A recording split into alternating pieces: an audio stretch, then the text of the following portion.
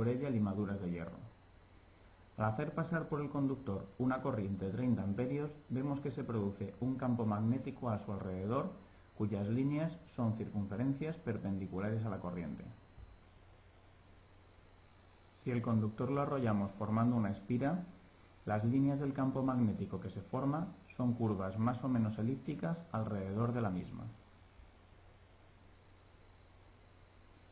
Muchas espiras juntas forman lo que se llama una bobina. Con ello se consigue que el campo magnético sea mucho más intenso. Exactamente, se multiplica por el número de espiras que tenga la bobina.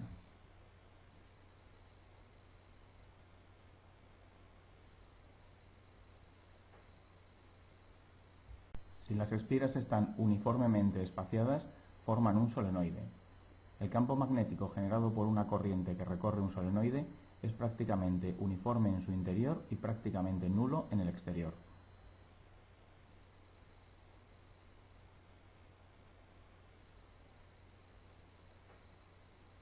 Conectamos un diodo a una bobina.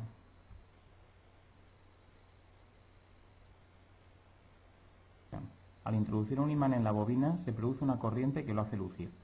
La luz del diodo cambia de color según el sentido de la corriente, es decir, que según el movimiento del imán sea hacia adentro o hacia afuera y la posición de sus polos, se produce la corriente en un sentido u otro.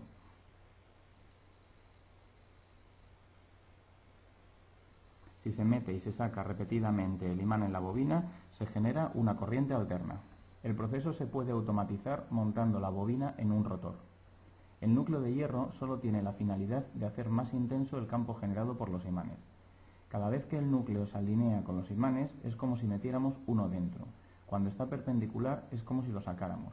Según cómo se conecta el rotor, se puede conseguir corriente alterna o, como en este caso, corriente continua, cuyo sentido depende de hacia dónde hagamos girar el rotor.